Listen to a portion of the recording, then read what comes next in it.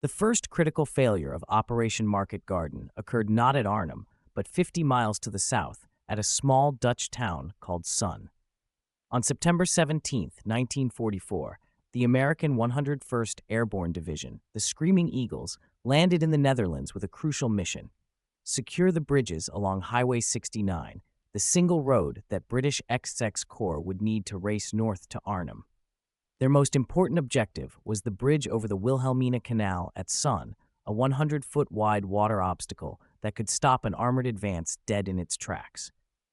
The 101st Airborne Division, under Major General Maxwell Taylor, dropped approximately 6,700 men across 3 drop zones. The 506th Parachute Infantry Regiment was assigned the Sun Bridge, with Company E tasked to seize it intact. The division carried standard American airborne equipment: the 9.5-pound M1 Garand rifle, firing 30.06 caliber rounds, the 21-pound Browning automatic rifle, and the 14-pound M1A1 bazooka, firing 2.36-inch rockets. Their transport consisted of C-47 Skytrain aircraft flying at 1,500 feet, vulnerable to German anti-aircraft fire. At approximately 14:30 hours on September 17th, as American paratroopers descended through scattered German flak, German engineers at the Sun Bridge received the demolition order.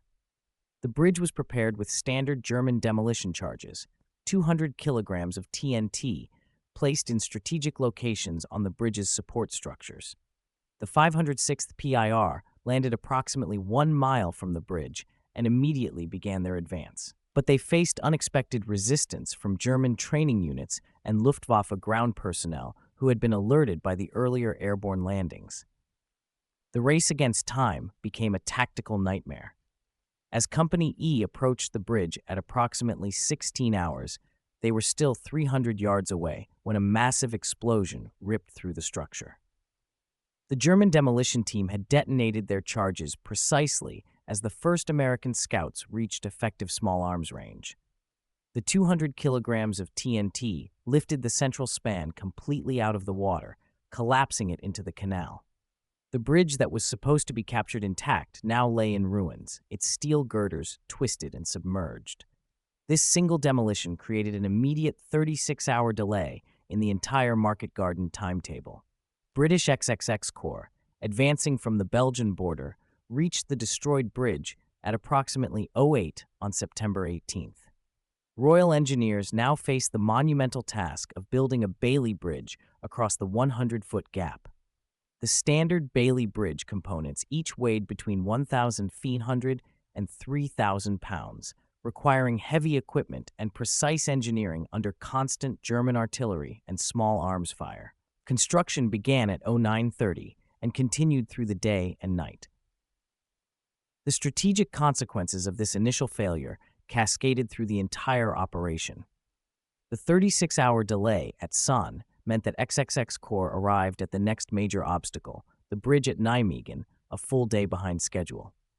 This delay prevented timely reinforcement of the British 1st Airborne Division at Arnhem, who were fighting for survival against German panzer divisions.